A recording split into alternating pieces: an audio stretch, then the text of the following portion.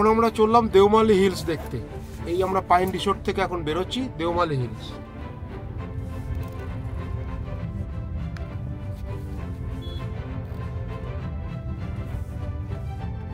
আজকে ওয়েদার হচ্ছে মেঘ রয়েছে, বৃষ্টি হবে কিনা জানি না, যাই হোক বেরিয়ে তো পড়লাম।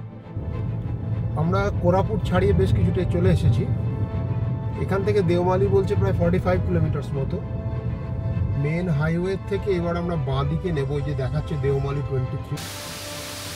দেওমালি যাওয়ার রাস্তাতে হঠাৎ আমরা একটা জলপ্রপাতের মতো জিনিস দেখতে পেয়ে থমকে দাঁড়িয়ে গেলাম। সবাই নেমে এবার ফটো তোলা শুরু করছি। এই দেখুন সেই জলপ্রপাতটা।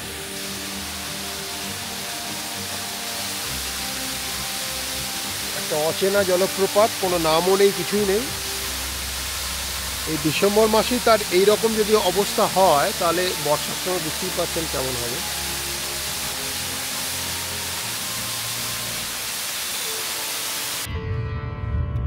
এবার আস্তে আস্তে রোদটা ফুটেছে, আমাদের মুখেও হাসি ফুটেছে। দেওমালির রাস্তাতে যাচ্ছি।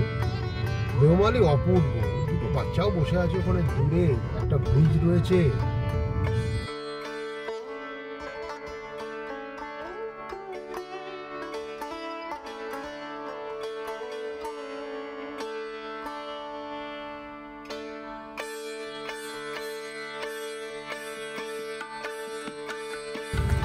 আর দেওমালি হচ্ছে উড়িষ্যার সবচেয়ে উঁচু পাহাড়, হাইয়েস্ট পিক ইন ওড়িশা।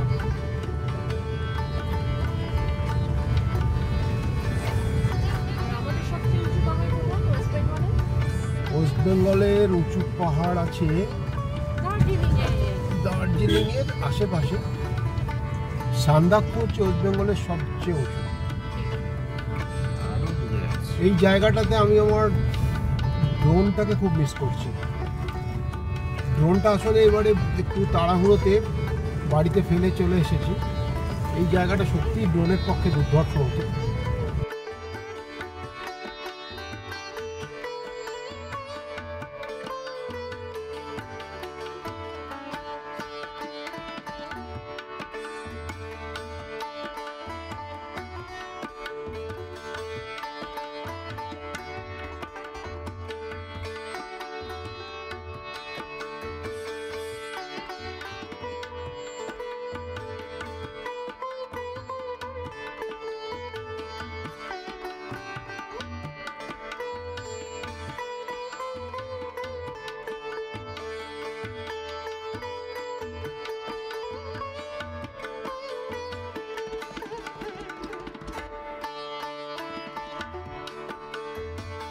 এই হচ্ছে ক্লাউডস এন্ড রেস্টুরেন্ট, নামের সঙ্গে এত মিল আছে।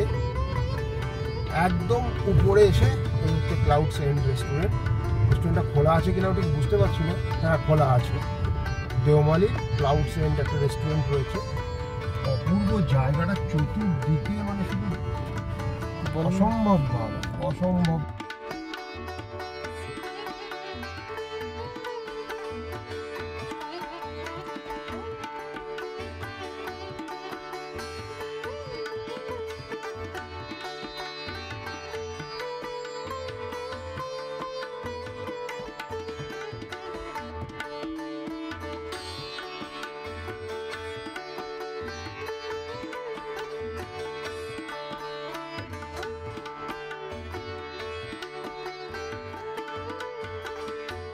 দেওমালির আরেকটা যে ভিউ পয়েন্ট, সেই ভিউ পয়েন্টের দিকে আমরা যাচ্ছি। এই এখন আমরা ওয়াচ টাওয়ারে যাচ্ছি।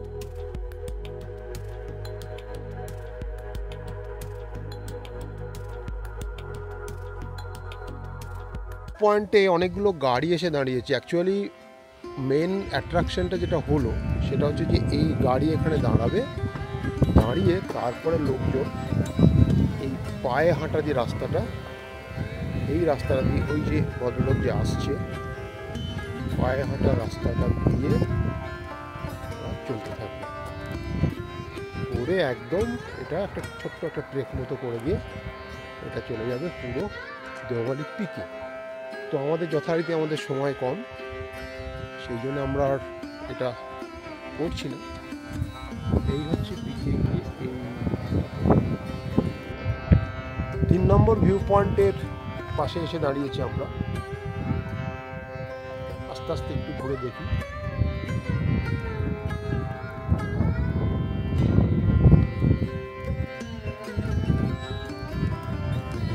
প্রত্যেকটা ভিউ পয়েন্টই দুর্ধর্ষ।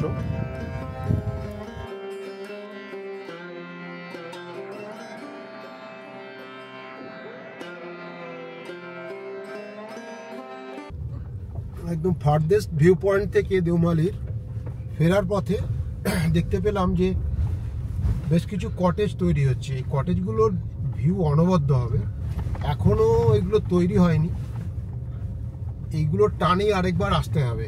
নিশ্চয়ই এগুলো ইকো ট্যুরিজম বা এই ধরনের কোনো সরকারি ব্যবস্থাপনায় তৈরি হচ্ছে। অনবদ্য জায়গা। ঠিক, এইবার আমরা বেরিয়ে যাচ্ছি। Bye bye.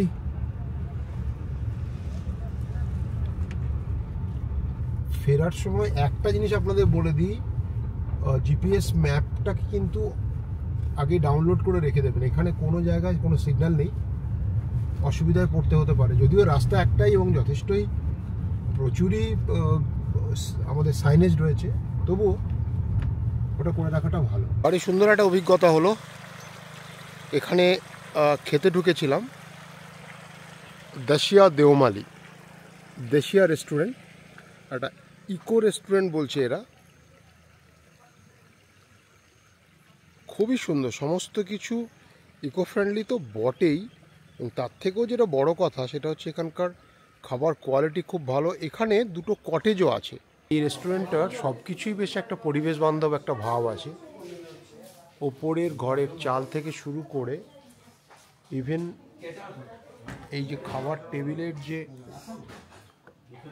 এটা বোধহয় ডাস্টবিন তো নয়, এটা হচ্ছে আমার অ্যাস্ট্রে যেগুলো, সেগুলো হচ্ছে বাঁশ কেটে বানানো হয়েছে। ভারী সুন্দর।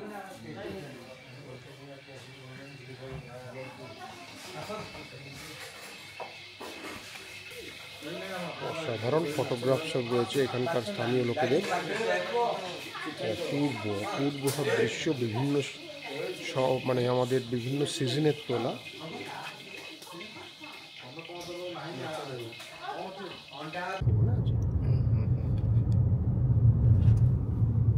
রাস্তার কন্ডিশন কিন্তু যথেষ্ট ভালো। পাহাড়ি রাস্তা, আঁকা বাঁকা রাস্তা, কিন্তু রাস্তা সেই দাগ টানা রাস্তা একদম। বিকেলের পড়ন্ত আলো মাথায় মেখে পাহাড়গুলো দাঁড়িয়ে আছে, আর আমরা ফিরে চলেছি আমাদের আস্তানার দিকে। হঠাৎ করে একটা ভিউ পয়েন্ট দেখতে পাচ্ছি। হ্যাঁ, লক আছে গাড়ি, চলো একবার দেখে নিই। একটা ওয়াচ টাওয়ার মতো দেখতে পাচ্ছি। এটা চলো সাবধানে পেছনে পারবো কিনা কে জানে। হ্যাঁ, কেন উঠতে পারবে না, পারবো, দেখা যাক, চেষ্টা করি। এই ওয়াচ টাওয়ারটা দেখলাম যে কোরাপুট থেকে প্রায় 55 কিলোমিটার।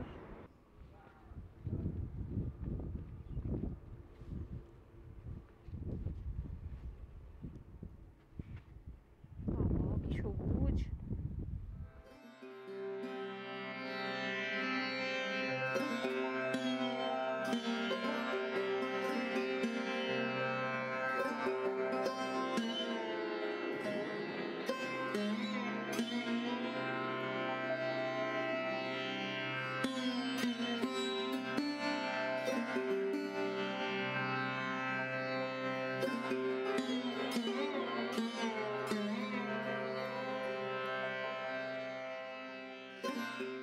করে একটা লেকের মতো ড্যাম দেখতে পেয়ে দুম করে ঢুকে পড়েছি। এটা আদৌ রাস্তা এককালে হয়তো ছিল, এখন আর নেই, কিন্তু অপূর্ব সুন্দর একটা জায়গা। জায়গাটা দেখো, আমরা যেদিন দারুণ যেদিন যাচ্ছিলাম সেদিন আর নামার সুযোগ ছিল না, এত বৃষ্টি বাদলা ছিল, ওয়েদার খুব খারাপ ছিল। এটার সঙ্গে আমি সামঞ্জস্য পাচ্ছি পুরো পেরিয়ার লেক আর হচ্ছে আমাদের মাধুরী যে লেকের, মাধুরীর যে লেকটা দেখুন আপনারা, কোনো অংশে এটা মাধুরী লেকের থেকে কম নয়। আমাদের যে কেউ জানেই না এই জায়গাটার কথা, আমরাও এটার কোনো নাম জানি না, কোনো কিছু জানি না, কিন্তু চলেছি আমাদের কতদূর নিয়ে যায় এই এসইউভির ভরসাতে চলেছি। ব্রেজা চলেছি, একদম নদীর কিনার পর্যন্ত চলে যাচ্ছে।